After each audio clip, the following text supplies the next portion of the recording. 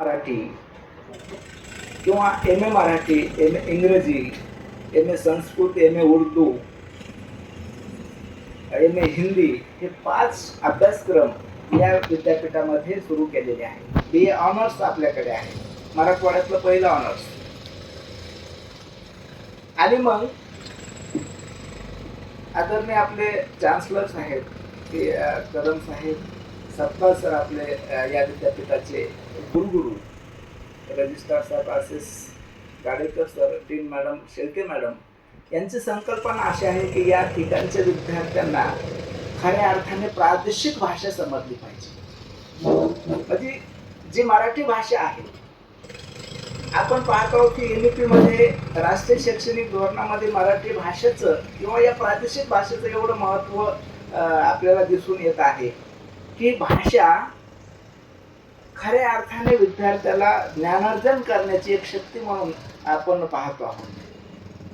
येणाऱ्या काळामध्ये आणि प्रक्रिया सुरू झाली NCERTची की सगळे अभ्यासक्रम, मग मेडिकल असो, इंजिनिअरिंग असो, तुमचं व्यवस्थापन शास्त्रात असो, BCom, सगळे अभ्यासक्रम मराठीमध्ये आता होते आहे.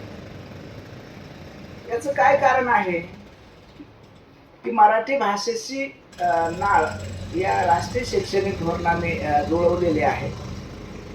आता मला IOMRचे विद्यार्थी भेटले आणि म्हणले की सर आम्हाला मराठी येत नाही. तर त्या विद्यार्थ्याला मी 100% आत्मविश्वासाने सांगतो की तुम्ही सगळ्यात जास्त मार्क घेता. कारण गेल्या वर्षी हे आमचं दुसरं वर्ष आहे फंक्शनल मराठी शिकवायचं. गेल्या वर्षी M1 चे विद्यार्थी आमच्याकडे होते, परदेशातील होते, बाहेर राज्यातले विद्यार्थी होते, बाहेर देशातले विद्यार्थी होते. ते सर्व फंक्शनल मराठीमध्ये नुसते पास झाले नाही, तर त्यांचा CGPA सगळ्या विषयापेक्षा जास्त वाढलेला आहे. कारण आपण क्वेश्चन पेपरच हे 2 बाय लँग्वेज करत असल्यामुळे काही अडचण येणार नाही. पण दुसरी गोष्ट तुम्हाला की भाषा का शिकायची. आपल्याला माहित आहे की भारताची राज्यघटनेमध्ये 8व्या परिच्छेदमध्ये की भारतामध्ये ज्या 22 भाषा राज्यघटनेने नाममात्र केलेल्या आहेत, त्यांना मान्यता दिलेली आहे, त्यापैकी मराठी भाषा ही एक आहे. आणि भारतात सगळ्यात जास्त 3ऱ्या क्रमांकावर बोलणारी मराठी भाषा आहे. आता मला एवढं सांगा की भाषाचं महत्त्व काय आहे आपल्याला. भाषा जर नसती तर आपण एकमेकाशी संवाद साधला असता का. भाषा शिकायची म्हणजे आपण संस्कृती शिकत असतो, ते लक्षात ठेवा. We are learn the language, we are the learn culture. कारण ब्रिटिश शासनानं सगळ्यात महत्वाची भाषा आपली मराठी शिकली. तुम्हाला माहित असेल की दक्षिणा प्राईज नावाची कमिटी त्यांनी स्थापन केली आणि त्या कमिटीमध्ये सांगितले की मराठी भाषेमधलं जेवढं नॉलेज आहे, जेवढ्या संकलन आहे, तुम्ही जतन करायचं आणि जे उत्कृष्ट पद्धतीचं साहित्य निर्माण होईल, ग्रंथ होईल, त्याचा आम्ही त्या ग्रंथाला आम्ही पुरस्कार देऊ.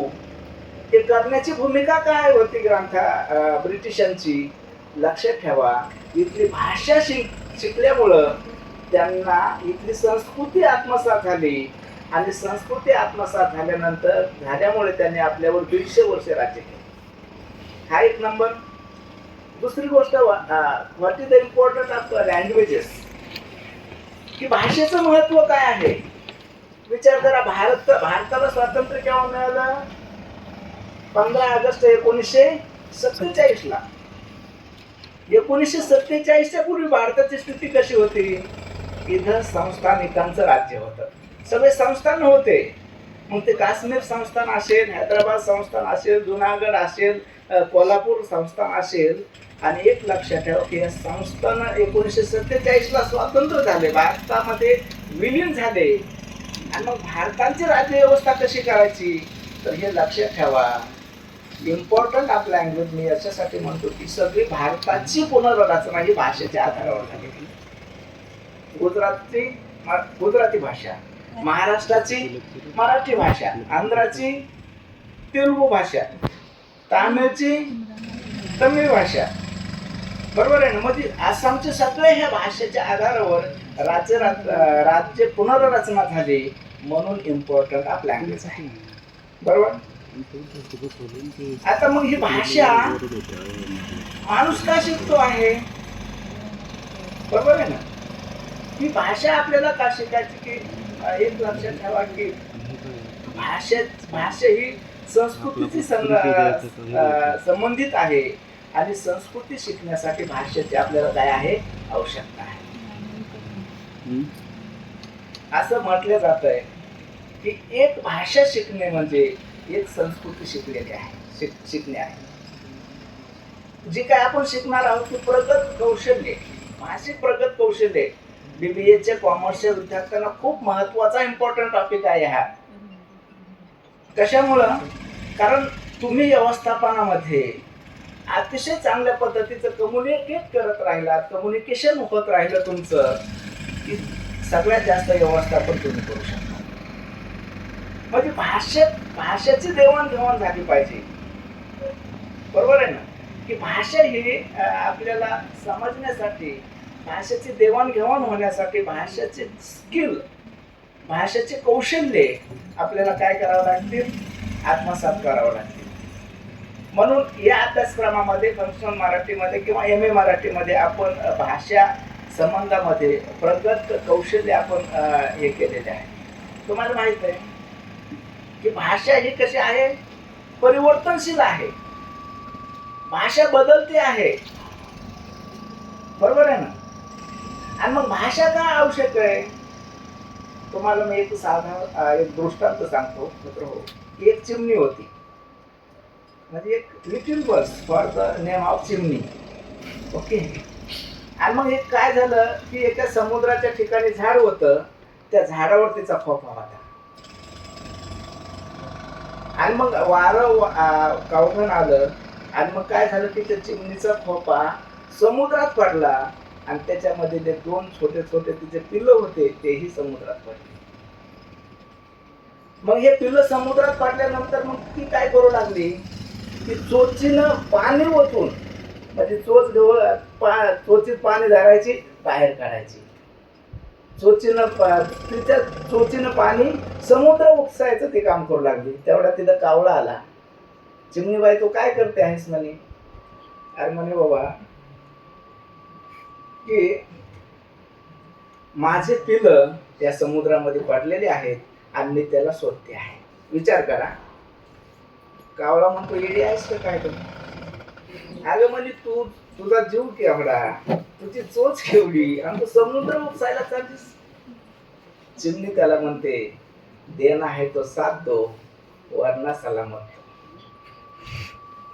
चिमणी काय म्हणते? देना है तो साथ दो वरना सलामत दो. कावळ्याला आवडलं ते. कावळाही पाणी उपसायला लागला. पुढं हे दोघं मोर आला तिथं. आता समुद्र म्हणल्यावर अनेक पक्षी पाणी प्यायला येत असतात. आणि मग मोर म्हणला अरे तुम्ही काय करता आहात? तर कावळा म्हणला अरे चिमणीचे पिलं समुद्रात पडलेले आहेत आणि हे पिलं शोधण्याचं काम आम्ही करतो. येते झालीस काय? तुमच्या दोघांच्या छोट्याशा चोचीनं हा समुद्र उपसेल का? तर कावळा त्या मोराला म्हणतो देना है तो साथ दो वरना सलामत दो. तिघे करायला लागले. मग हे करत करत असताना त्या ठिकाणी गरुड आला. आता तुम्हाला माहिती आहे गरुड हा कोणाचं वाहन आहे? कोणाचं? बरोबर, विष्णूचं. गरुड हा विष्णूचं वाहन आहे. मग गरुड त्या मला याला म्हणतो मोराला तू काय करतो आहोत बाबा? तर तो सांगतो हे बघ या चिमणीचे पिलं समुद्रात पडलेले आहेत आणि आम्ही पूर्ण समुद्र उपासण्याचं काम करतो आहोत आणि पिल्लांचा शोध घेत आहोत. गरुड म्हणलं येडे आहेत का? हा अफाट एवढा समुद्र तुमच्याला शक्य होईल? पुन्हा तो मोर म्हणतो देना है तो साथ दो वरना सलामत दो. मग विष्णू परेशान झाला. अरे भाई मेरा वाहन किधर गया? What is my vehicle? Today's language काय ना की माझा हा वाहन होता ना तो. आणि मग विष्णू परेशान झाला. विष्णू पाहतोय तर गरुड पाणी उपसायला समुद्रातलं. विष्णू आला म्हणे काय रे बाबा तू काय करायलास?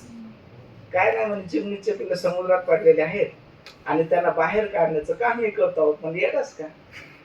अरे एवढा अफाट समुद्र तुमच्या दोघा तिघांना हा उपसेल का? तर गरुड त्याला काय म्हणतो, देना आहे तो साथ दो वरना सलामत दो. तर विष्णूचं वाहन मानलं त्याला, विष्णूनं हे विचार केला की आपण यांना मदत केली पाहिजे. आणि दैवशक्ती तुम्हाला माहित आहे की काही सेकंदामध्ये तो समुद्र बाहेर पडला, चिमणीचे पिलं त्यांना भेटले आणि सर्व काय झाले ते आनंदी झाले. म्हणजे हे भाष्याचं महत्व की समाजामध्ये तुम्ही पाहिले की लोक सगळेच जास्त आपल्याला देतात, पण साथ कोणी देत नाही. म्हणून ही भूमिका तुम्हाला शिकायची की देणं आहे तो साथ दो वरना सलामत दो. म्हणजे ह्या पद्धतीनं we are the learn functional Marathi. This is very nice, very energetic, very interesting of the we are learn Marathi. आणि इन केस एवढं बोलून आपण आता सातत्यानं बोलणारच आहोत. भाषेच्या संदर्भामध्ये पुढची भूमिका आपल्याला राम सर थोडक्यात सांगतील की हे बघा की तुम्हाला माहित आहे की या संस्थेचे संचालक आदरणीय के.पी. सिंग सरांना मी असे विनंती करतो की थोडा वेळ सर सरांना what is the importance of language या संदर्भामध्ये थोडं बोला. Doctor K P. सिंग.